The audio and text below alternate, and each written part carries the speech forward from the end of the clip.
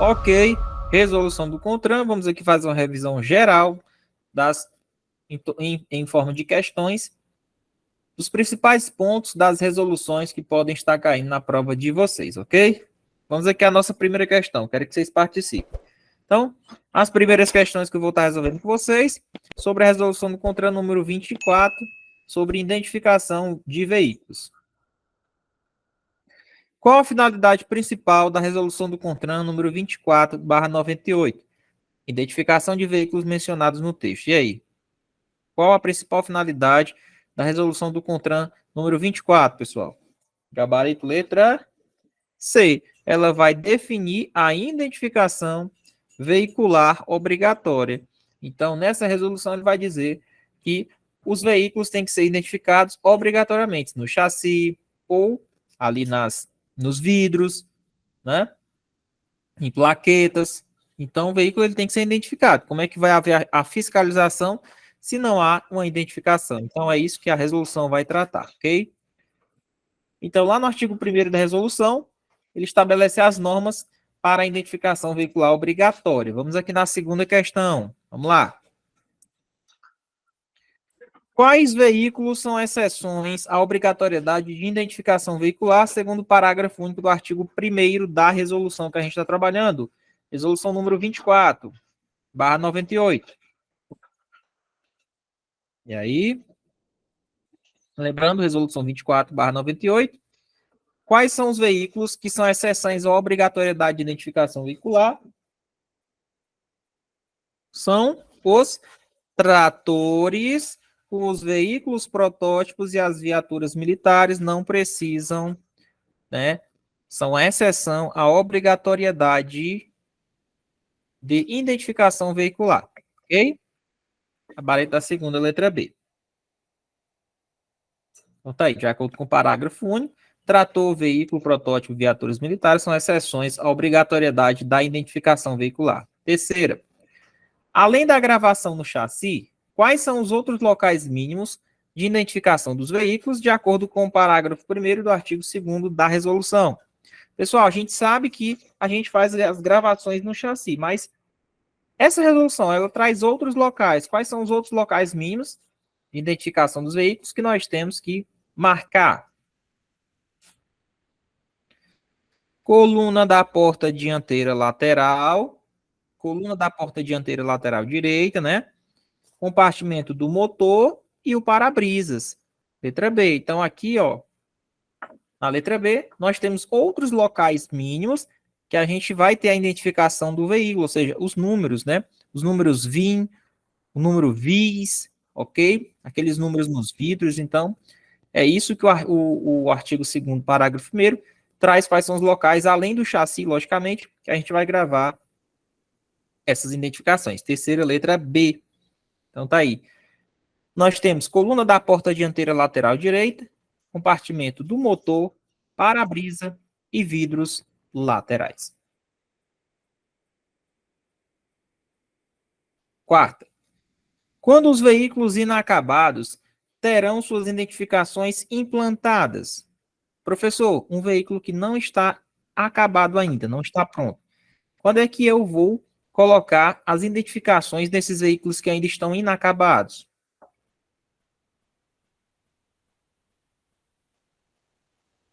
Pelo próprio condutor antes da venda? Não, né? O condutor não vai fazer a identificação. Pela autoridade de trânsito? Durante a fabricação da carroceria pelo fabricante? Somente após sua conclusão, meu amigo.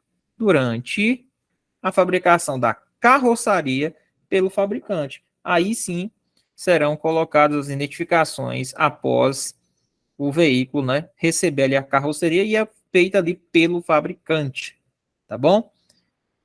Beleza? Gabarito da quarta, letra C de casa. É feito pelo próprio fabricante quando ele coloca ali, está colocando a carroceria, tá bom? O fabricante, ele inclusive tem a obrigação de informar essas informações, onde é que estão as informações e os números para a autoridade, para que, logicamente, ocorra a fiscalização, né? As pessoas têm que estudar para saber onde é que estão as identificações para que ocorra a fiscalização. Então, tá aqui. Tá lá, artigo 2º, parágrafo 3º da resolução número 24, os veículos inacabados terão identificações implantadas pelo fabricante que complementar o veículo com a sua carroceria. Então, eu tenho aqui, né, o veículo inacabado, e aí o fabricante que colocar as carrocerias, né, colocar, implementar, terminar de montar o veículo, ele que vai colocar, ele tem a obrigação de implementar a identificação do veículo. Então, gabarito da quarta letra C. Quinta questão.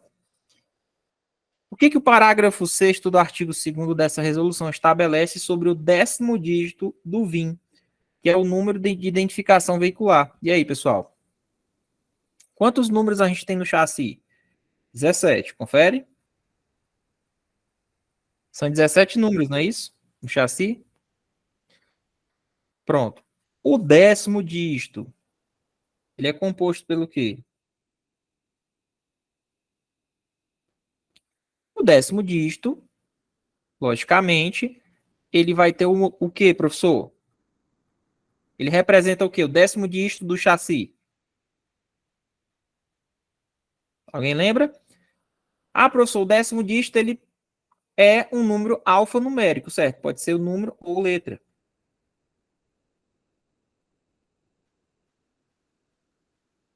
Pode ser o número ou letra, beleza? Então, deve ser um número alfanumérico. Mas o 10º dígito representa o quê? O modelo, né? Fabricação. O modelo. É isso. E esse 10º dígito, conforme a resolução, o 10º dígito do chassi, ele representa o modelo e pode ser um número alfanumérico. Então, tá aí, ó.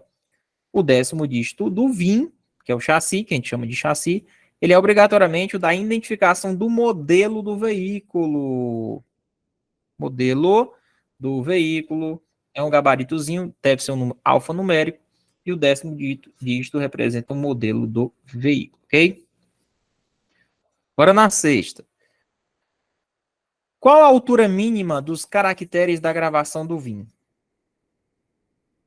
Para veículos tipo ciclo, motonetas, motocicletas e deles derivados, de acordo com o parágrafo 8º do artigo 2º. Qual a altura mínima dos caracteres da gravação do VIN para veículos tipo ciclo, motonetas, motocicletas?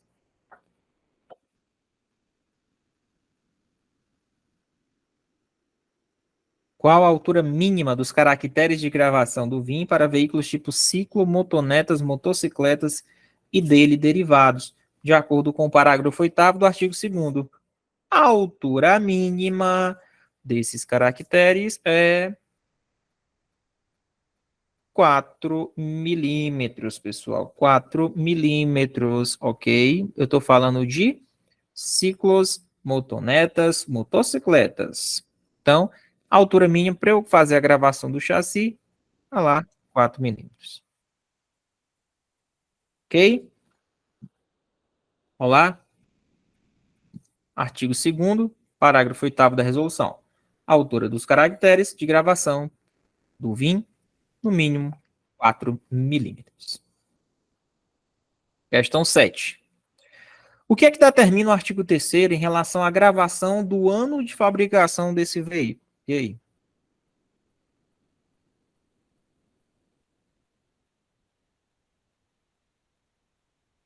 O que é que determina o artigo 3º em relação à gravação do ano da fabricação do veículo? Deve ser feito em plaqueta.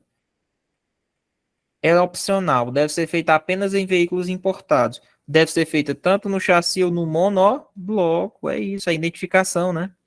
No chassi ou no monobloco. Porque existem carros que têm o chassi e outros de monobloco. Então, o ano de fabricação do veículo tem que estar lá constando no chassi ou no monobloco, ok? Está lá no artigo 3º, ele determina que a gravação do ano de fabricação desse veículo deve ser feita no chassi ou no monobloco. Questão 8. Quantos pontos mínimos do chassi deverão conter as gravações em veículos reboques e semi-reboques? Pessoal, a regra é 1. Só que quando a gente traz reboques e semi-reboques, aí a obrigatoriedade é em 2 pontos.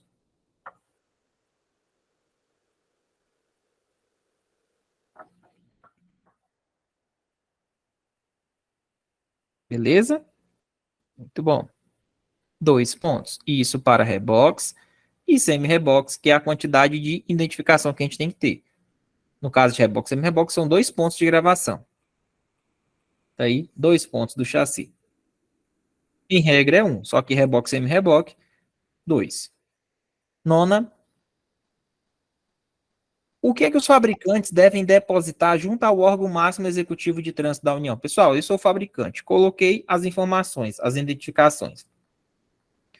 Eu tenho que informar o quê para o órgão de trânsito, para que ele possa fiscalizar? Me diga aí. Será que é os modelos básicos do veículo, o certificado de fabricação, as fichas de vistoria pericial ou os números de identificação? Ora, o número de identificação, para eu poder identificar o veículo. Então, os fabricantes, quando eles fabricam o carro, eles têm que depositar junto ao órgão máximo ali, executivo de trânsito da União. Quem é? O órgão máximo executivo de trânsito da União, vocês sabem quem é? O órgão máximo executivo de trânsito da União é o... Vamos lá, pessoal, a prova está chegando. Quem é o órgão máximo executivo de trânsito da União? Senatran, muito bem. Senatran. Então, o pessoal que fabrica esses carros tem que depositar junto ao órgão máximo executivo de trânsito as informações relacionadas aos números de identificação do veículo, ok? Sestran.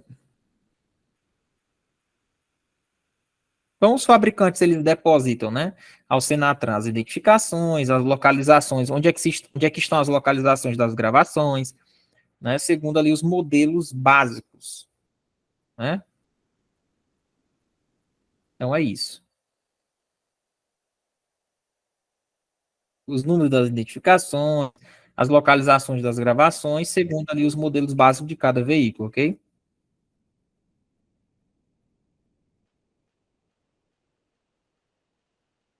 10. Quem pode autorizar regravações e substituições de etiquetas e plaquetas no veículo?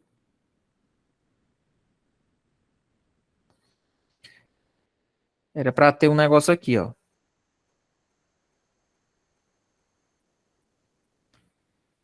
Na verdade, seriam a autoridade de trânsito competente,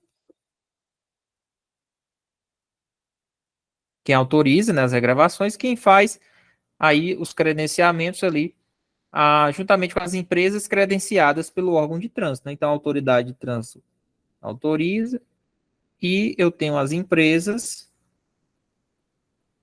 credenciadas pelo órgão de trânsito para poder fazer essas regravações, ok? Mas tem que ter autorização, sim, do órgão de trânsito competente. A mais correta é a letra C, tá? Mas deveria ter colocado também que essa autorização parte do órgão de trânsito competente, juntamente com a questão dos credenciamentos, as empresas que são credenciadas pelo órgão de trânsito, ok? Então, letra C. Então, as regravações e as substituições das etiquetas devem ser autorizadas pela autoridade de trânsito competente e elas são processadas ali pelas empresas, né, que irão fazer as regravações, e essas empresas são credenciadas junto ao órgão executivo do trânsito, por exemplo, o Detran, tá bom? Então, vi que vocês acertaram por eliminação, você tem o gabarito letra C como correta, ok? Bora aqui. Pessoal, resolução do CONTRAN número 36, sinalização de advertência. Vamos lá. Qual a medida mínima estabelecida para a distância entre o veículo e o triângulo de sinalização, quando o veículo é imobilizado? 30 metros. 30 metros, muito bem. 30 metros. Então, é a distância mínima, né, que tem que ter entre o veículo e o triângulo de sinalização para sinalizar em caso de imobilização do veículo na pista. Ok? 30 metros. Questão 2. Como o equipamento de sinalização de emergência deve ser instalado conforme o parágrafo único do artigo 1º da resolução? Como é que eu vou instalar o equipamento de sinalização de emergência? Triângulo. Será que é de forma perpendicular ou paralela à pista? Perpendicularmente ao eixo da via. Então, eu vou colocar ele perpendicularmente ao eixo da via. Ok? Letra D. Então, tá aí.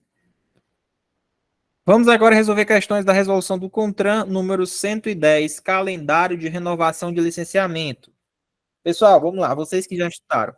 Coloquem aí, em relação aos calendários,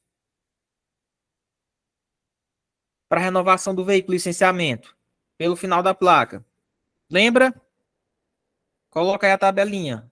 Vamos lá, ver se vocês lembram. Setembro, outubro. Vamos lá, pessoal, coloca a tabelinha, vamos relembrar todas. Novembro. Vocês vão me ajudar aqui. Pode pesquisar? Pode, não tem problema não. Eu quero que você raciocine rápido. Pode errar na hora da prova, vamos lá. Quais os finais da placa para renovação de setembro?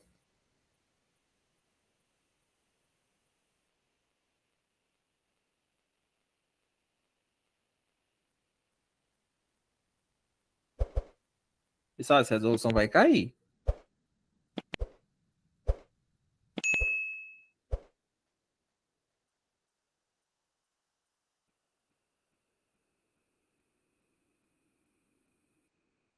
Coloca aí no chat.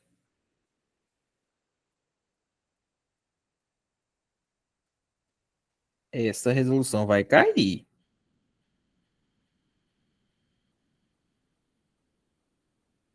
Setembro, outubro, novembro, dezembro, né?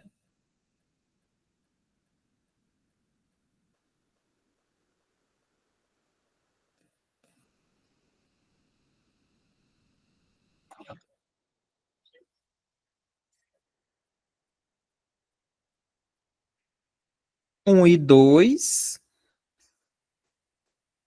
3, 4 e 5, novembro, 6, 7, 8, né? Dezembro, 9 e 0. Os finais da placa, que é o limite máximo para renovação do licenciamento, tá? Conforme o final da placa. Lembram? Os detalhes. Essa resolução aqui vai cair uma questão disso aqui.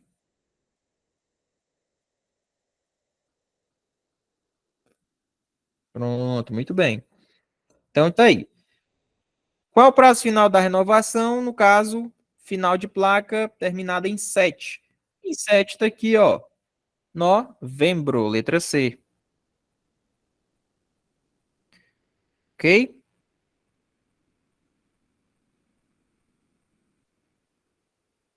Então vamos lá. Questão 2. O que é que estabelece no artigo 2º em relação à fiscalização de trânsito e rodoviário quando o veículo se encontrar fora da unidade da federação? Professor, meu carro é do Ceará, porém eu estava fiscalizando, fui pego na fiscalização no Maranhão. E aí prevalece o calendário do Maranhão, que é o calendário estadual, ou prevalece o calendário da resolução do CONTRAN, essa que a gente viu aqui, ó.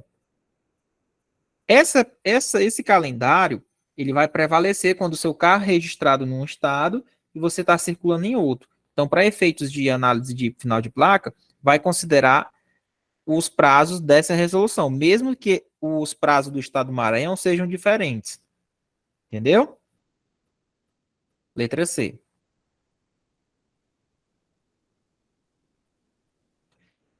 Vamos aqui resolver questões da resolução do CONTRAN, número 432, fiscalização de alcoolemia. Essa aqui eu acredito que vem umas duas questões, ou uma, né? Dependendo. Vamos lá. Situação hipotética: um condutor se recusa a realizar o teste de etilômetro durante uma fiscalização de trânsito. É infração, pessoal? Recusa? É infração. É a mesma do 65, né? Que é a recusa. Diante dessa recusa, qual a medida administrativa será aplicada conforme a resolução? Se o cara se recusou, e aí o que acontece? Medida administrativa de retenção do veículo até se apresente um condutor habilitado para levar o veículo.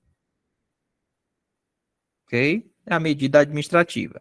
Quando se detecta infração de ou ele está dirigindo alcoolizado ou ele se recusou. Então, retém o veículo para até que se apresente outro condutor habilitado. Então, tá aí, tá lá a resolução no artigo 8º. Em caso do condutor se recusar a fazer o teste do etilômetro, beleza? Chama outra pessoa habilitada, ela faz o teste do etilômetro, tudo ok, o veículo é liberado. Questão 2. Situação hipotética. Durante uma abordagem de trânsito, o condutor realiza o teste de etilômetro. O resultado apresentado é de 0,06 miligramas por litro. Isso no etilômetro. Considerando a resolução com essa situação, é caracterizado o quê, pessoal? Bom, de 0,05 para cima vai dar infração, sempre. Professor, mas deu 0,03. Não é nem infração e nem crime. Para infração tem que estar acima de 0,05. Como aqui deu 0,06, eu tenho certeza que é o que, professor? Infração administrativa. Para que fosse crime, tinha que ter dado, sabe o quê? 0,34 ou mais. Aí seria o quê? Crime e infração. Na questão, ele disse que deu 0,06, então não chegou nem a 0,34, então aqui é só infração. Para infração tem que ser o quê? 0,05 para cima. Ok? Então, infração sem crime, letra A. Muito bom, vocês estão bem, tá? Então tá aí, desde que a medição seja igual ou superior a 0,05 para dar somente a infração. Vamos aqui na terceira, situação hipotética.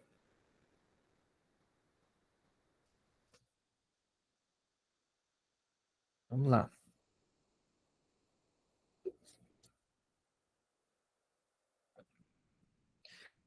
Um condutor é autuado com base no artigo 165 do CTB, devido a sinais de alteração da capacidade psicomotora, constatados pelo agente de trânsito. Qual procedimento será adotado de acordo com a resolução?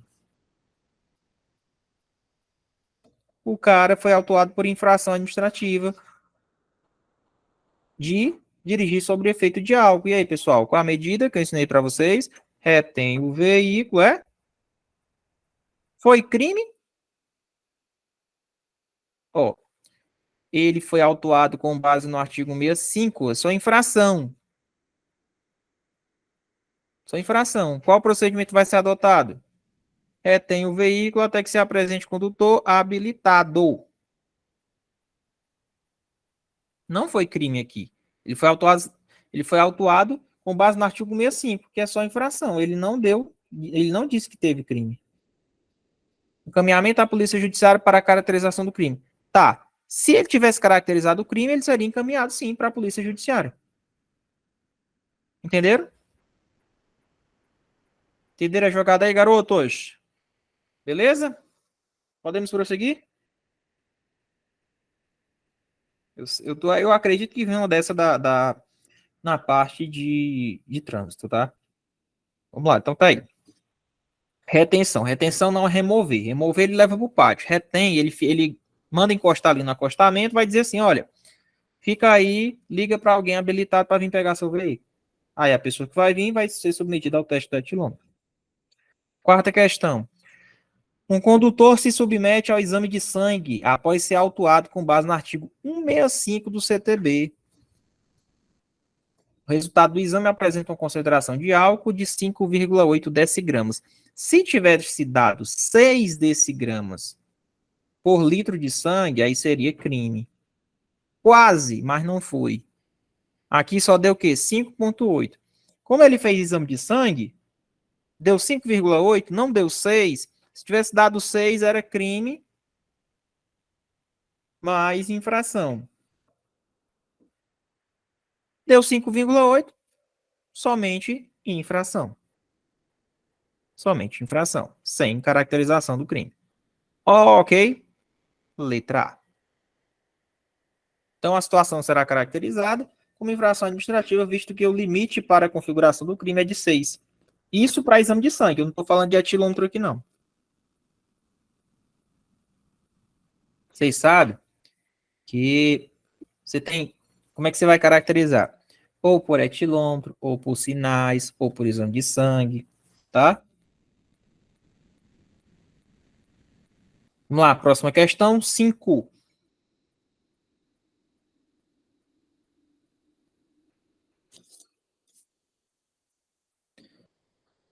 Situação hipotética. Um condutor se envolve em um acidente de trânsito fatal e é obrigatória a realização do exame de alcoolemia. Qual procedimento vai ser adotado de acordo com a resolução? O cara se envolveu no acidente de trânsito fatal. É obrigatória a realização do exame de alcoolemia, né? E aí, qual é o procedimento vai ser adotado de acordo com a resolução? Quem soube ler o item do enunciado respondeu, né? Pessoal, todo acidente que envolve acidente de trânsito fatal é obrigatório que se realize exame de alcoolemia para as vítimas fatais, certo? É obrigatório que se realize esse exame. Tranquilo? Então tá aí. Sexta. Todas as questões são de minha autoria, tá, pessoal? Precisa saber. O pessoal fica na dúvida. Quem foi que fez essas questões? Vamos lá. Um condutor foi abordado por um agente de trânsito após ser flagrado dirigindo de maneira irregular. O condutor se recusou a realizar o teste do etilômetro e não apresentou sinais visíveis de alteração da capacidade psicomotora. Tá, ele se recusou a realizar o teste de etilômetro, mas não apresentou sinais visíveis de alteração. Tem uma infração aqui, né, que ele se recusou. Diante dessa situação, de acordo com as normas, assinale a alternativa correta sobre as medidas que devem ser adotadas. Se ele se recusou, ele vai ser autuado naquele artigo 165, né? Recusa, infração da recusa, que é caro. Qual é o fator multiplicativo da recusa? Vocês sabem?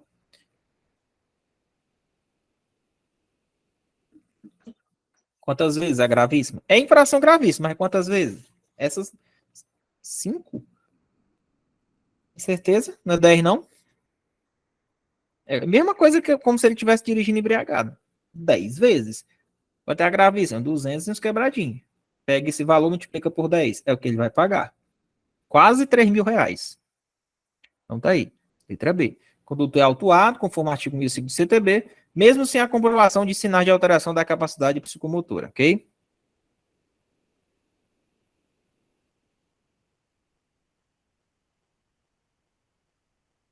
Questão número 7. Durante uma blitz de trânsito, um condutor foi submetido a um teste de etilômetro, que indicou uma medição de 0,30 miligramas de álcool por litro de alveolar expirado, ou seja, deu 0,30. Deu crime aqui, deu? Segundo a resolução, 0,30? Não, ainda não. Após a realização do teste, o condutor apresentou sinais evidentes de alteração da capacidade psicomotora. Tá. Com base nas disposições da resolução, assinale a alternativa correta sobre as medidas que podem ser tomadas nesse caso. Bom, não foi crime, foi só infração. Ele não deu indícios que deu crime, então, autuado apenas pelas evidências. Aliás, ele vai ser autuado conforme o artigo 65, né? Porque deu 0,30, é infração, pois a medição do etilômetro está acima do limite regulamentado. Letra C. Vai ser autuado. Ok? O artigo 65 é dirigir sob efeito de álcool. Ok? Quem acertou essa questão, pessoal, na sétima?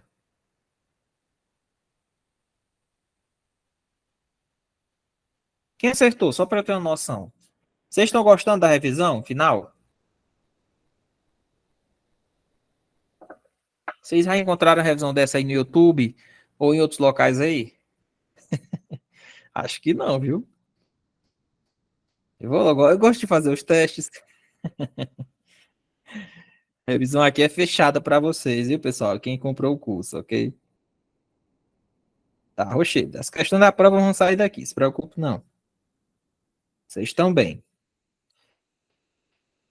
Então tá aí. Vamos agora resolver questões da resolução do CONTRAN número 798. A 798 que foi cobrada no edital é simples, ela vai falar só da questão da fiscalização de velocidade, certo? Fiscalização de velocidade. É uma resolução que eu considero boa de estudar. A galera que vai fiscalizar usando radar. É isso. Para você fiscalizar a velocidade, professor, será que eu, um agente de trânsito, estou ali na pista, o cara passou em alta velocidade, volto a ele? Ou eu só posso fazer essas autuações de velocidade com radar, sendo fixo ou portátil? Velocidade tem que ter radar, pessoal. Tem que ter radar. Não é só olho nu, não, viu? Seu olho não é radar, não. Já saiba disso, viu? Pegou lá o radarzinho, ó. Apontou laser no veículo, pay, buff, infração registrada, ok? Vamos lá. Em relação aos medidores de velocidade tipo fixo, conforme estabelecido pela resolução. Assinale a alternativa correta. Os medidores fixos podem ser afixados em qualquer obra de engenharia, desde que de forma ostensiva. Obras de engenharia. Medidor fixo pode ser afixado em qualquer obra de engenharia? É assim não. O uso de medidores fixos dispensa a presença de autoridade de trânsito e de seus agentes no local. Com certeza. Tem muito radar aí que não precisa estar agente de trânsito. Passou na velocidade, ele já, clicou. Então, letra B. É isso que a resolução fala. Se eu tenho um medidor fixo, para que eu preciso ter agente lá? Entendeu? Em vias com duas ou mais faixas de circulação, no mesmo sentido. No mesmo sentido é assim, ó. Eu tenho uma pista dupla, tá. Mas pista dupla lá, um duplo sentido de circulação, ou seja, só vai para um local. Você pode circular o da esquerda para os veículos mais rápidos e os da direita para os veículos mais lentos. Se eu tenho pista dupla, professor, tem que ter um radar desse lado e desse outro lado, né? Logicamente.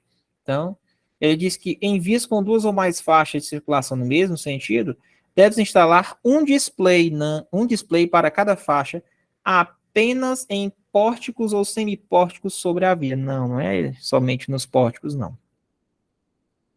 Trecho crítico para fins da resolução é definido como área circular com raio de 1.000 metros nas vias urbanas, não é 500 não, e 2.000 metros nas vias rurais. Errado. Errado. É porque tem na resolução, ele vai definir as áreas circulares críticas, né? Então, tem área circular crítica, tanto para, por exemplo, olha, professor, está aqui uma área circular, dentro dos trechos urbanos. O que é considerado área circular crítica nas vias urbanas? Onde eu tenho ali um raio, né, de 500 metros. E se for nas vias rurais, será que é 1.500 metros? Então, a resolução ela vai trazer isso. Então, o gabarito da primeira letra B. Vamos lá. Conforme disposto na resolução, os medidores fixos não podem ser afixados em árvores, marquises, passarelas, postes de energia elétrica ou qualquer outra obra de engenharia. Na questão, ele está dizendo que poderia colocar um fixo em cima de uma obra de engenharia? Não pode. Então, eu não posso colocar um medidor fixo, por exemplo, em cima de uma árvore, né? Pelo amor de Deus. Num poste de energia elétrica também não pode. Vou colocar um radar no poste. Não pode. Né? Presença da autoridade de trânsito dos agentes, ela não é dispensada no local de operações desses medidores, porém, não é obrigatória. Além disso, a instalação do display em vias com duas ou mais faixas de circulação é regulamentada. Portanto, alternativa letra B, ok? Bora na segunda. Vamos lá, pessoal. O que é que vocês marcariam nessa segunda? Tempo. Revisão, estamos semana de revisão. Já estudaram essa resolução. Sobre o uso de medidores de velocidade do tipo portátil. É aquela que o cara leva aquele equipamentozinho, instala o tripé, bota a viatura e fiscaliza. Marque a alternativa correta. O uso do medidor portátil, ele é permitido apenas em vias urbanas com velocidade máxima igual ou superior a 80, é? Será que não é 60, não? Só posso estar usando, pessoal, esses medidores portáteis em vias que, no mínimo, eu tenho velocidade igual ou superior a 60 km por hora, tá? Abaixo disso aí eu não posso estar fiscalizando com medidor portátil, não. A utilização do medidor portátil ela é restrita a trechos com histórico de acidentes que não geram mortes. Na verdade, é o contrário. Eu só vou fiscalizar com o portátil, né, quando em trechos é feito estudo estatístico e em trechos que tem, assim, históricos de acidentes que geram mortes ou lesões, né? Letra C. Nos locais com medidor de velocidade do tipo fixo instalado, os medidores portáteis podem ser utilizados a uma distância de 2.000 metros para os demais trechos de vias rurais. Tá. Se eu tenho um fixo aqui, por que eu vou fiscalizar aqui com um portátil bem aqui? Qual é a lógica? 30 metros de distância do fixo, não pode. Se você está numa via rural, por exemplo, uma rodovia, tem uma distância mínima para você fiscalizar. Se for numa área urbana, tem que estar no mínimo 500 metros aí de distância. Professor, na área rural. Na área rural, para eu fiscalizar, eu tenho que estar no mínimo a 2.000 metros de distância de um radar fixo, para eu poder fiscalizar. Então é isso. Letra C. Ok? Vias rurais, 2.000 metros.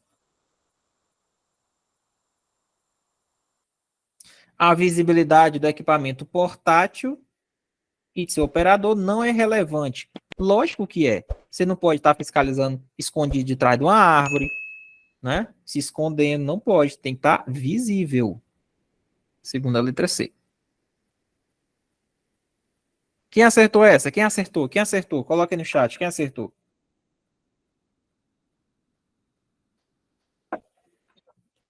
Edilane, Laiane. Não gostando, né, da revisão, Edilane? Professor, eu sei direito administrativo. Professor. Meus amigos. Mas, eu vou dizer uma coisa, viu? Se vocês assistiram todas as aulas da plataforma do nosso curso, você resolveu o Socrativo, se você está assistindo essa nossa aula aqui de trânsito, a tendência é acertar e passar nessa prova. Bora lá? Então tá aí. Lembrando, para eu fiscalizar com radar portátil, que é aquele do tripézinho, ó, né? Vamos lá, para eu fiscalizar com esse radar aqui, tem que ter um planejamento prévio antes de fiscalizar, tá? É. Terceira, vamos lá.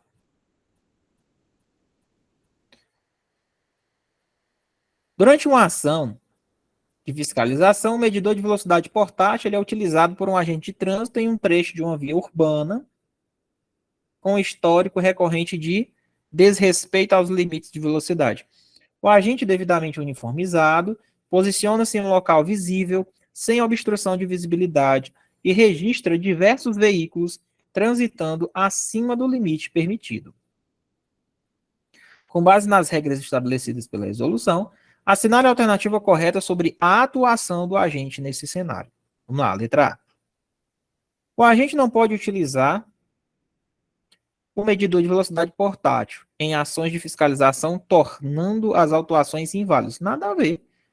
Se ele está uniformizado, ele está visivelmente no local adequado. Se o local tem estudos prévios, que gera mortes e lesões, não tem porquê. E, logicamente, respeitando o limite de velocidade no mínimo da via de 60 quilômetros por hora, eu só posso usar os portáteis, né? Em nessas fiscalizações onde o trecho mínimo de velocidade no mínimo 60 quilômetros por hora, respeitando tudo isso, pode fazer a autuação tranquilamente. A gente está autorizado a utilizar o medidor de velocidade portátil, considerando as condições estabelecidas. É isso. TP. Está autorizado, companheiro. Está autorizado, é isso. Está dentro dos limites, cumpriu os limites, não tem o que falar.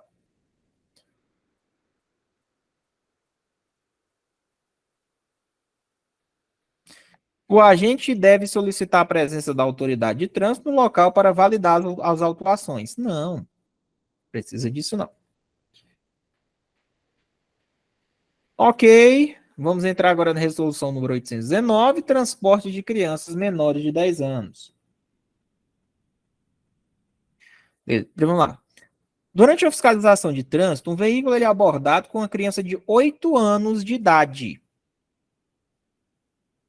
Está utilizando apenas o cinto de segurança do veículo, considerando as normas estabelecidas na resolução. Qual é a alternativa correta? Letra A. A criança está corretamente acomodada, pois o cinto de segurança do veículo é o dispositivo adequado para crianças com idade entre 7 anos, 7 anos e meio e 10 anos. Verdade. Está correto isso aqui. Se ele tem entre 7 anos e meio e 10, é cinto de segurança. Né? Banco traseiro do veículo, banco traseiro, cinto de segurança. A criança está em desacordo com as normas de segurança, pois deveria estar utilizando o bebê conforto. Não, bebê conforto é que idade? 0 a 1 ano.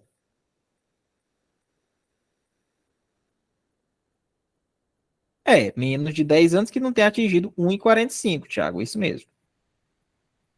A utilização do cinto de segurança, ela é permitida apenas para crianças com idade superior a 10. Não. A criança está corretamente acomodada, pois a resolução não estabelece restrições específicas para o uso do cinto de segurança nessa faixa etária. Na verdade, está erradíssimo. Então, se tem entre 7 anos e meio e 10, a gente já sabe, cinto de segurança normal.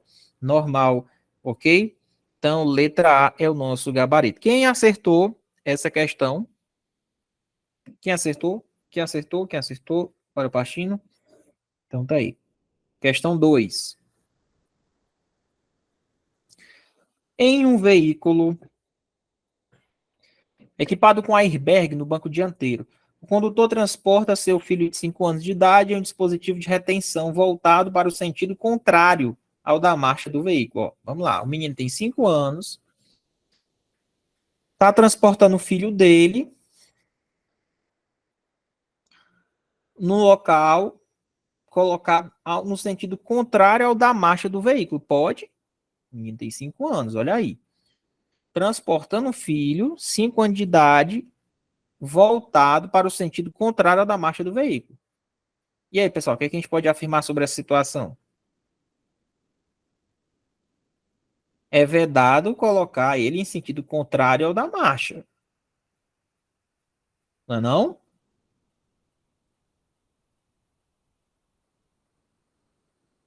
Não pode, pessoal. Ele tem que estar no mesmo sentido da marcha. É proibido transportar ele, né, no dispositivo de retenção adequado para a idade dele, voltado para o sentido contrário da marcha. Não pode.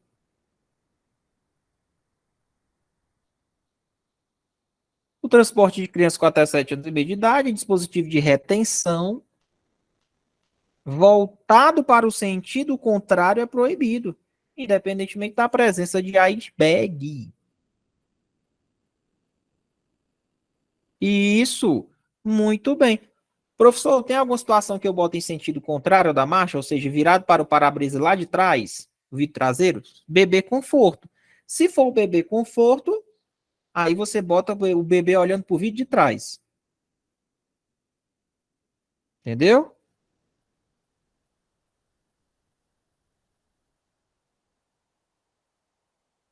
Tem que estar no sentido da marcha. Muito bom. Então tá aí. Proibido transportar em sentido contrário ao da marcha do veículo.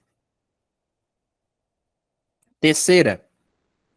Durante uma viagem, uma família transporta um bebê de 6 meses de idade em um veículo que não possui cintos de segurança subabdominais, que é os de 2 pontos, né? Nos bancos traseiros. Qual é a alternativa correta de acordo com as normas da resolução? O transporte do bebê de 6 meses no banco traseiro é permitido, desde que utilizando o bebê conforto adequado. Aqui, nosso gabarito. Letra A. Letra A de avião. Entendeu aí, pessoal? Então, se ele está transportando um bebê de 6 meses de idade, bebê conforto. 0 a 1, bebê conforto. Beleza? Sem questionamentos.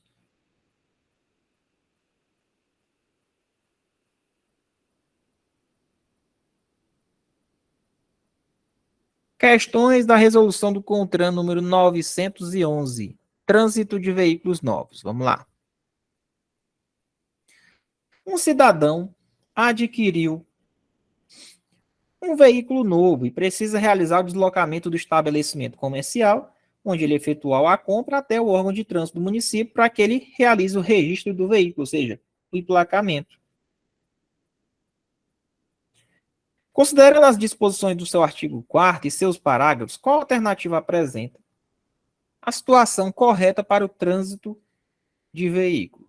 Vamos lá. Comprou um estabelecimento comercial, está levando para o órgão do município para fazer emplacamento.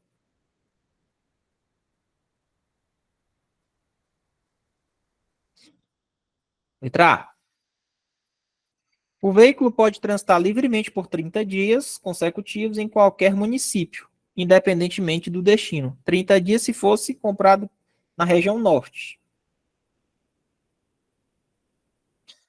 O trânsito do veículo está autorizado somente até o órgão de trânsito do município de destino, onde será registrado, podendo ocorrer por até 15 dias consecutivos. Está aqui o gabarito.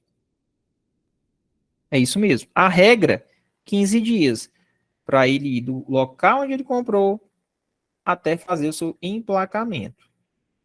Se for região norte, 30 dias. A circulação do veículo é permitida apenas após o registro e licenciamento. Não. Como é que eu vou registrar e licenciar? É justamente isso que a resolução trata. Comprou o carro novo, vai circular com ele sem placa, ali, no máximo até 15 dias, até fazer o registro. Sendo o DANF irrelevante. Na verdade, pessoal, o seu documento para dizer que esse carro é seu ali, foi comprado novinho, é o DANF. Então, o DANF sim ele é relevante, que é o documento fiscal. Tem que estar com esse documento fiscal, o DANF, para poder fiscalizar. Que aí, lá no DANF, vai ter a nota que ele vai ser emitido. Então, a partir da emissão do DANF, eu consigo calcular os 15 dias. Entendeu? Para que eu possa fazer a autuação ou não. O veículo só pode circular após o registro e licenciamento. Não. Sem restrições de tempo ou destino. Nada a ver. Questão errada. Então, letra B. 15 dias consecutivos e 30 dias caso o veículo seja da região norte do país. 15 e 30. Não, Thiago. O DANF é uma nota fiscal. Tem lá a nota fiscalzinha, papelzinho branco, e lá tem um carimbo e tem lá a data da emissão da nota fiscal, da compra do seu veículo. Entendeu? Nota fiscal, ok?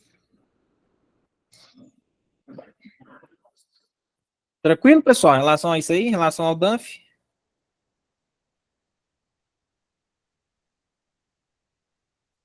Bora na 2. Bora. Um veículo novo foi adquirido em Manaus, capital do Amazonas, e o proprietário pretende registrá-lo em Belém, capital do Pará. Qual a alternativa correta, considerando a disposição do artigo 4º e seus parágrafos? Vamos lá. O veículo pode transitar livremente por 30 dias consecutivos em qualquer município, independentemente do destino. Bom, é o que ele falou. Manaus. Está na região norte. É a letra A. Quem pode correr, não. Ok? Tá em Manaus, 30 dias para poder fazer emplacamento. É porque lá são distantes, né? As coisas são bem distantes.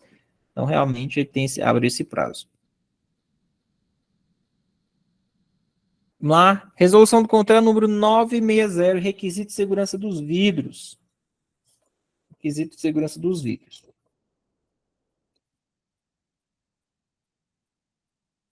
Qual a transmitância luminosa mínima exigida para os vidros do para-brisa e as demais áreas envidraçadas que são indispensáveis para que o condutor dirija tranquilamente?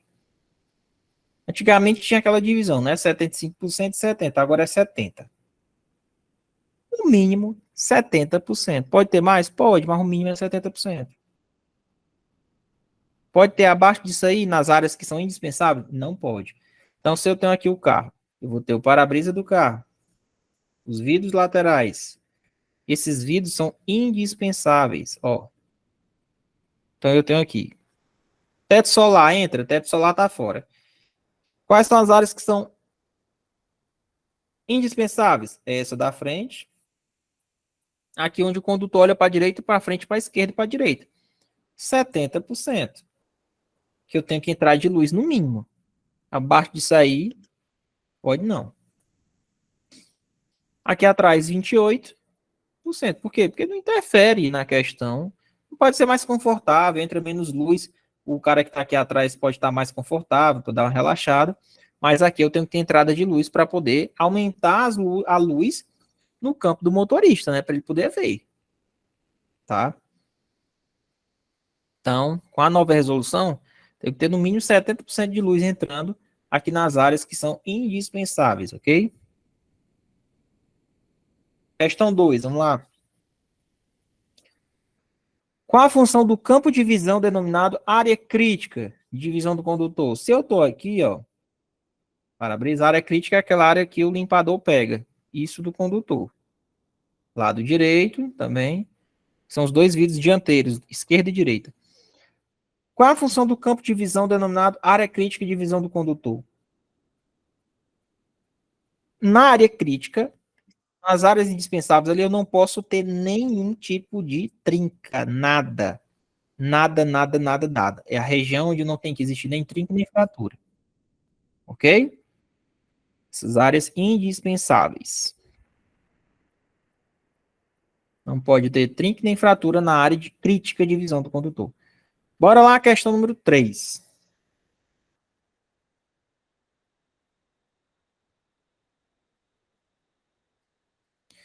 Quais são os vidros obrigatórios nos veículos para a circulação nas vias públicas do território nacional?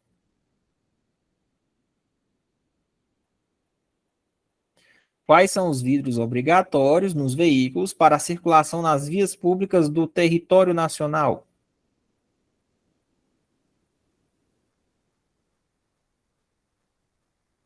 Vidro de segurança temperado no para-brisa. Na verdade, no para-brisa tem que ser laminado, né?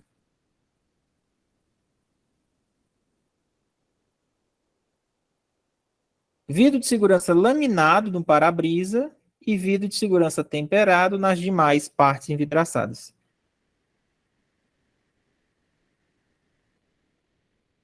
Que tá certo. Letra B. Laminado no para-brisa, temperado nos demais vidros. Ok? Quem sabia dessa? Relação aos requisitos. Tinha estudado, né? Questão 4, vamos lá. Segundo o artigo 5º, os vidros de segurança aos quais se refere a resolução devem apresentar uma marcação indelével em um local de fácil visualização. Qual é a informação mínima que deve constar nessa marcação? Ora, se eu tô colocando ali nos vidros uma marcação indelével, um local que seja fácil eu ver a marcação, eu tenho que ter a marca do fabricante do vidro e o símbolo de conformidade com a legislação brasileira.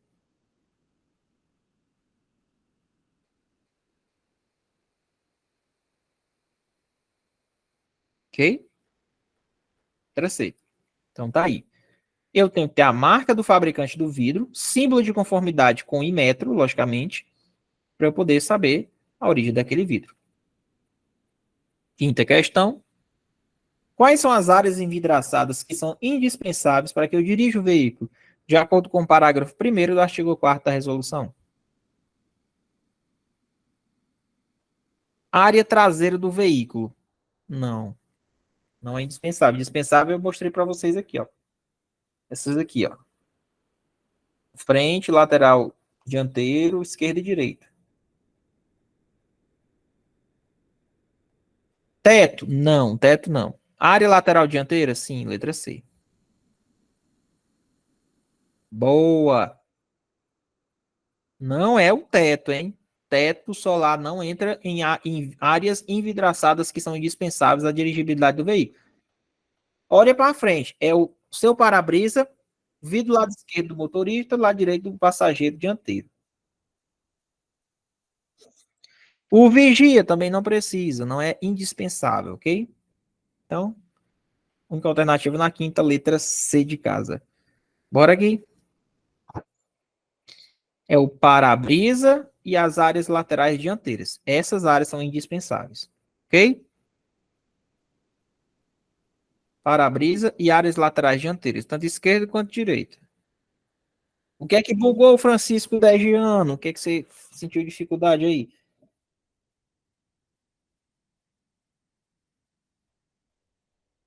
Confundiu, né?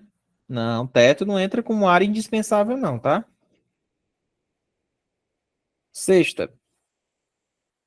O que é proibido pelo artigo 10, segundo a legislação mencionada?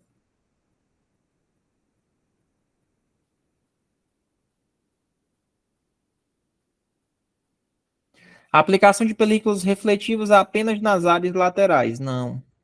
A manutenção de películas com bolhas apenas nas áreas não críticas de visão. Errado. Se tiver uma bolha na área de visão crítica, é problema. O uso de qualquer inscrição, o que é proibido? Usar qualquer inscrição, adesivo, legenda, símbolo pintado ou afixado nas áreas envidraçadas dos veículos que são indispensáveis à dirigibilidade. Realmente é proibido. Letra C. Eu não posso colocar inscrições, adesivos, símbolos em locais que sejam indispensáveis à dirigibilidade do veículo. Senão tu vai cegar o cara.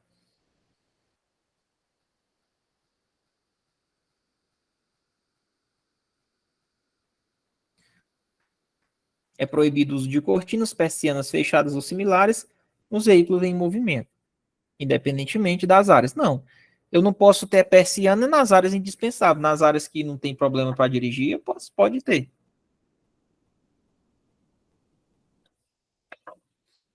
Desde que eu tenha retrovisor, né? No veículo, logicamente. Muito bom. Quem acertou essa, pessoal? Eu não posso ter inscrição, adesivo, legenda, símbolo pintado ou fixado nas áreas que são indispensáveis para dirigir. Nas outras, pode até ter, desde que tenha ali autorização e nas áreas que não são indispensáveis. Eu não posso utilizar inscrição, adesivo, né?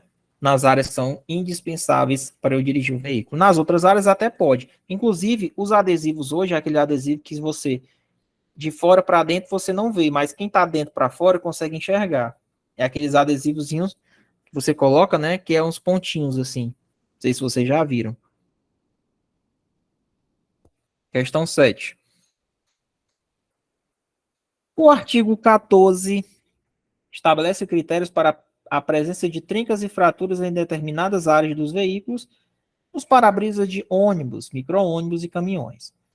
O que pode existir na área que não seja área crítica são permitidos no máximo 3 danos, respeitados os seguintes limites. Ora, se eu estou aqui no caminhão, no ônibus, eu tenho aqui o motorista, eu vou ter aqui o volante dele, né?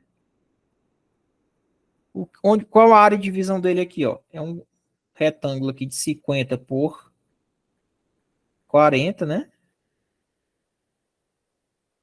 50 por 40. Vou ter o retângulo aqui 50 por 40. E aí essa área aqui é divisão crítica do condutor. Na área de divisão crítica não pode ter nada. Agora, nas outras áreas aqui, ó, eu estou falando de ônibus, micro-ônibus e caminhões. Pode ter no máximo 3 danos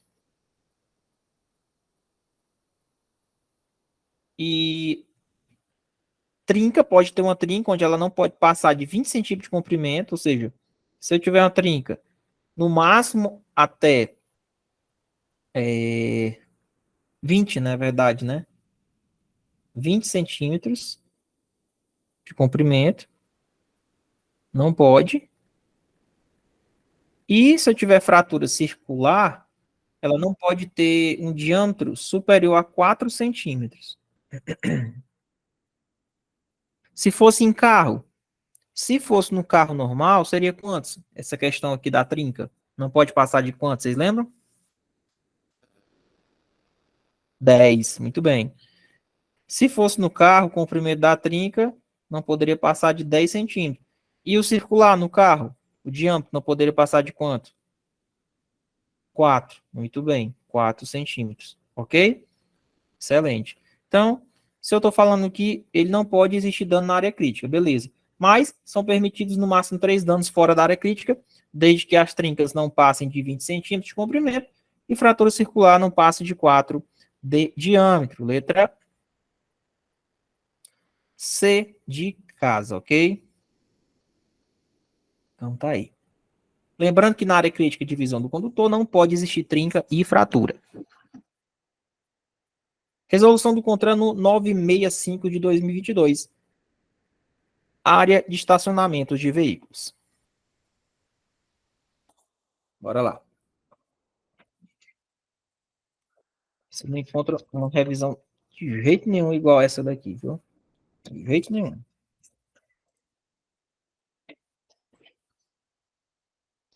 De acordo com a resolução mencionada, como as vagas reservadas ao estacionamento dos veículos conduzidos por pessoa com deficiência, com comprometimento de mobilidade, são caracterizadas e regulamentadas. Pessoal, como é que as vagas reservadas para pessoas que tenham deficiência em relação aos estacionamentos? E aí? Como essas vagas são caracterizadas e regulamentadas? Sinalização horizontal, tem a marca delimitadora do estacionamento que está regulamentado e tem que ter o símbolo internacional de acesso, que é a CIA, tá bom? Então eu tenho que ter essas características aqui para as vagas que são reservadas para pessoas com deficiência. Letra B.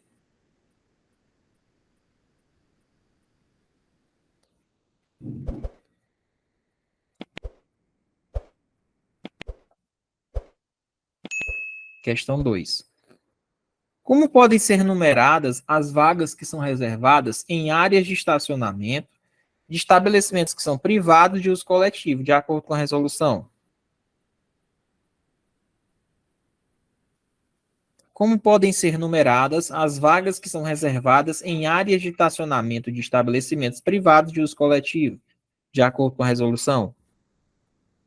Estou falando vagas aqui de estacionamento de privado, de uso coletivo. Como é que eu vou numerar essas vagas? Hein? Elas têm que ser numeradas o quê? Sequencialmente e não podem repetir os números. Não pode repetir os números. Quem não sabia dessa? Como é que eu vou numerar as vagas que são reservadas ali quando a gente trata de estabelecimento privado de uso coletivo? Tem que ser feitas numeradas na sequência e não pode repetir números, ok? Quem não sabia está aprendendo agora. Muito bem, Eduardo. Sequencialmente, sem repetições. Então tá aí. Onde é que está o artigo 7º da resolução? As vagas reservadas em área de estacionamento de estabelecimento privado de uso coletivo devem ser numeradas sequencialmente, sem repetição de números. Vocês acham que uma questão dessa não pode vir na prova, não, pessoal? Vocês não acham provável, não? Que é a famosa questão de prova, viu? Terceira. Já que eu vou colocar uma questão dessa nos grupos aqui que eu tô, para ver se o pessoal acerta. Vamos lá. Terceira. O que pode ser utilizado a critério do órgão ou entidade executiva de trânsito com circunscrição sobre a via para sinalizar as vagas que são reservadas ao estacionamento de veículos conduzidos por ou quem transporta pessoa idosa? E aí, o que é que pode ser utilizado para eu sinalizar as vagas quando o assunto é pessoa idosa?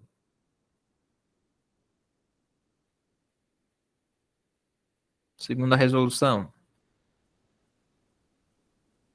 Apenas sinalização horizontal, apenas o sinal vertical de regulamentação, o R6B, que é estacionamento regulamentado, a sinalização horizontal e a marca delimitadora de estacionamento. D, sinalização vertical, né, que ele vai ter a placa lá R6B, que é a placa de estacionamento regulamentado, com a mensagenzinha complementar, com credencial, pronto. Pessoa idosa. Terceira letra D, ok? Quem acertou essa? Sinalização vertical, estacionamento regulamentado, com a mensagem complementar com credencial. Muito bom. Então tá aí. Tem que ter o símbolo idoso, logicamente, né? Tem que ter o símbolo idoso e a mensagenzinha com credencial.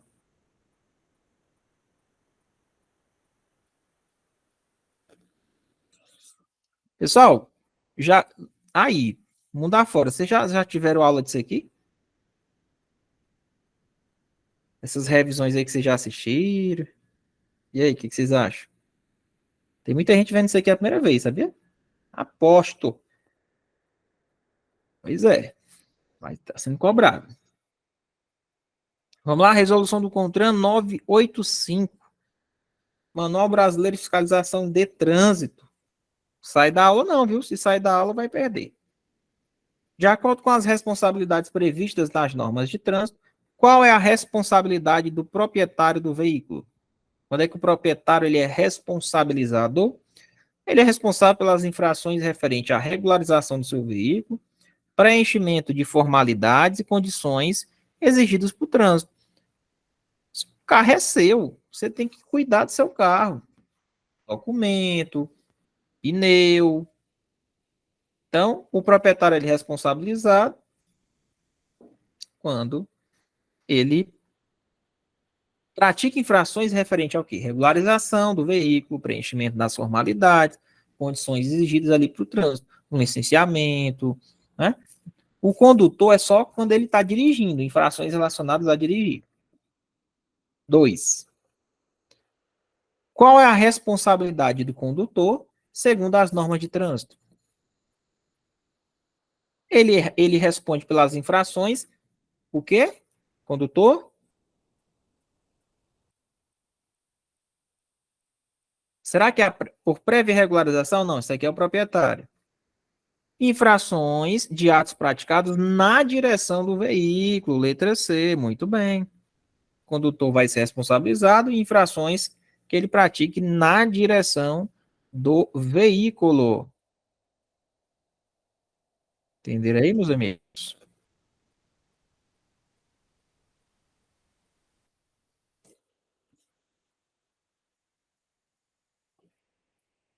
Questão número 3, vamos lá.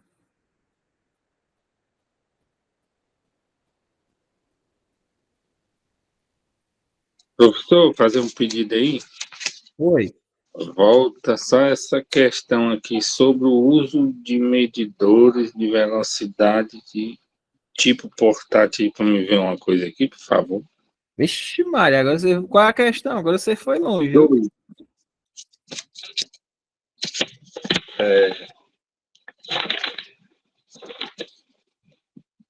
Resolução do COTRAN 798. 798.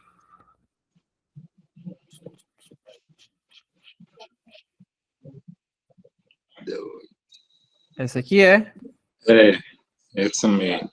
Beleza, correto. Obrigado. Dúvida.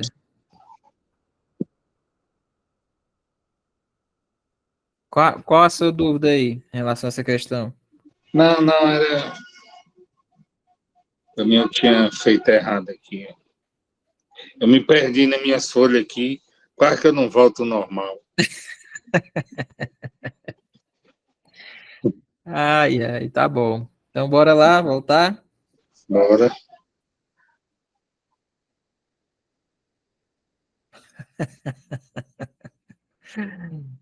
Ai, vamos lá. Barulho, barulhozinho me atrapalhou aqui. Tá,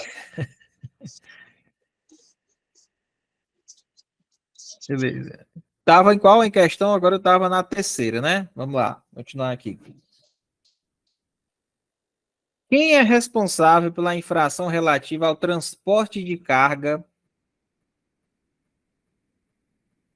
com excesso de peso nos eixos ou no peso bruto total, quando simultaneamente ele é o único remetente da carga e o peso declarado na nota fiscal ele é inferior ao que está aferido? Muito fácil. O cara coloca um peso que parece ser legal na nota fiscal, só que o cara que colocou a carga dentro do teu caminhão, que é o embarcador, é o cara que está embarcando aqui as tuas coisas, ele colocou um negocinho a mais, né? Para tirar R$ 1 a mais. Meu amigo, se ele te entregou a nota fiscal com um valor e se na hora que tu foi para a balança deu um valor a mais, o culpado não é tu não, que tá dirigindo não, o culpado é o embarcador, entendeu? Terceira letra C. O culpado é o embarcador. Embarcador, ele responde por infrações, né? Ele responde por infrações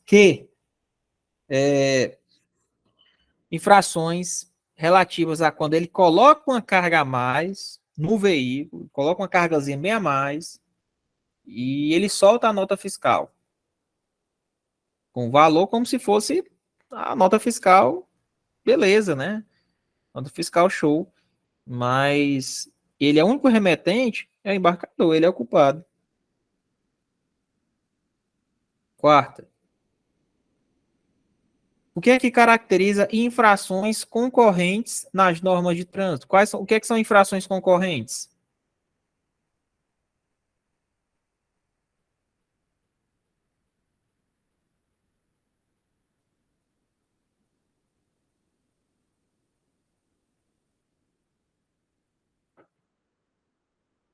É uma infração que o cometimento de uma infração ela implica necessariamente o cometimento de uma outra infração. Por exemplo, eu estou com um carro aqui, comprei o carro novo de fábrica, né? O que que acontece? O veículo está sem placa. É infração? É. Mas por que que ele está sem placa? Porque o veículo não foi registrado. O fato dele não ter sido registrado é uma outra infração. Mas, logicamente, se ele não for registrado, logicamente ele não tem placa. Entendeu? Então, o que é que acontece? O que é uma infração concorrente? Não, aí não é embarcador, não. Foi assim, quem está transportando. Vamos lá. O que é que acontece? O veículo não foi registrado, logicamente ele não tem placa. Então, assim, são duas infrações diferentes? São, só que essa infração aqui de não ter sido registrado, ela implicou necessariamente o veículo estar sem placa. E aí, eu faço essas duas infrações? Não. Você vai fazer somente uma, né? Porque uma implica necessariamente o cometimento da outra infração. Tá bom? Então, o conceito de infração concorrente é isso. São infrações que o cometimento de uma implica necessariamente o cometimento da outra.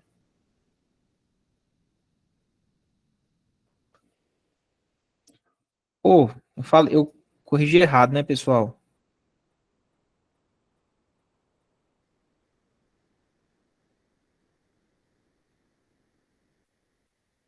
Não, é B mesmo. Tá, infrações concorrentes. O cometimento de uma infração implica necessariamente o cometimento de uma outra infração. Ele quer saber o conceito, né? O que é que caracteriza uma infração concorrente. O que caracteriza não é o fato dela ser registrada em um único auto. O que vai caracterizar é que essa infração, ela é, na verdade, o cometimento dessa infração, ela implica necessariamente o cometimento de uma outra infração.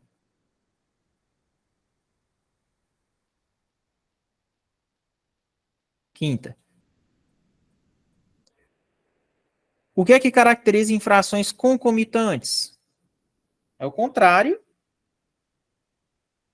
das concorrentes. Concomitante são infrações que elas ocorrem de maneira o quê? Independente uma das outras. Aí eu vou lavrar dois autos de infração. Ocorrem de maneiras independentes. Ok? Belezinha? Enquanto as concorrentes, uma infração implica necessariamente o cometimento da outra. Nas concomitantes, uma infração, ocorre duas infrações. São infrações independentes. Nesse caso, é lembrado um AIT para cada infração. Sexta.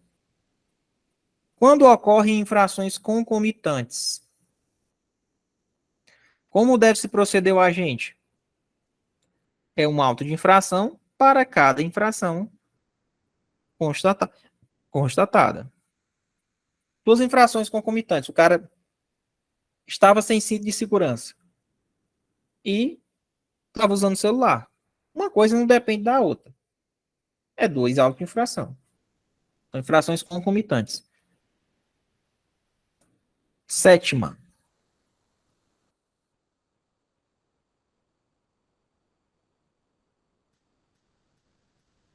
João é proprietário do veículo que está com os pneus em mau estado de conservação, desgastados e sem profundidade mínima, né? Ou seja, TWI. Durante uma fiscalização de trânsito, o agente constata a irregularidade. De acordo com as responsabilidades estabelecidas pelo CTB, quem é o responsável pela infração? É o proprietário, ele tem que cuidar do veículo, né? Não foi infração no volante, foi infração de conservação do veículo aí. Proprietário é responsável. Oitava.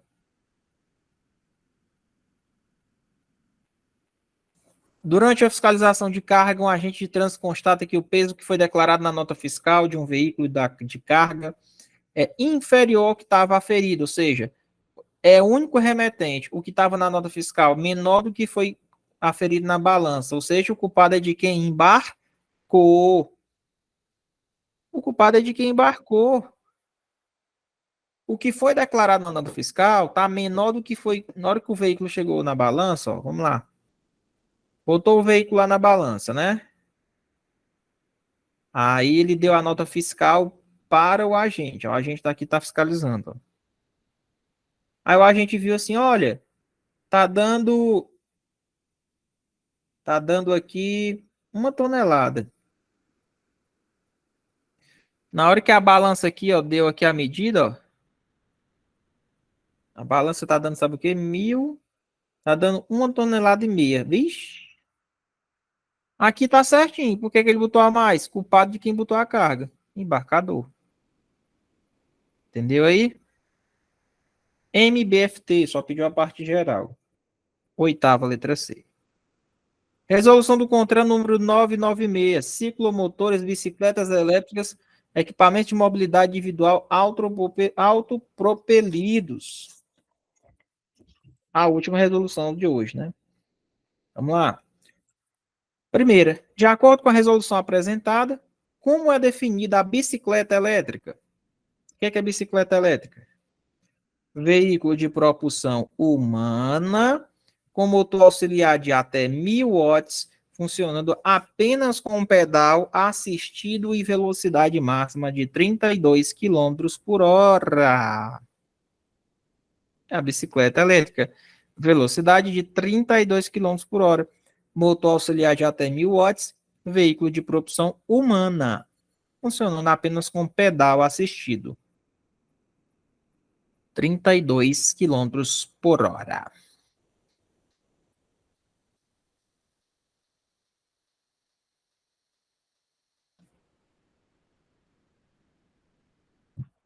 E a cinquentinha aqui, é o ciclo, né? Ciclomotor, né? Cinquentinha, 50 centímetros cúbicos. A cinquentinha aqui é o ciclomotor, é?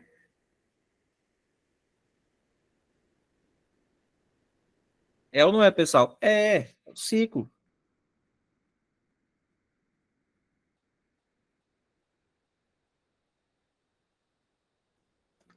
Dois. Quando as bicicletas elétricas destinadas a uso esportivo podem ultrapassar a velocidade máxima de propulsão do motor? Existe, pessoal. Bicicleta elétrica eu tenho velocidade máxima de 32 km por hora. Tem possibilidade de passar? Tem.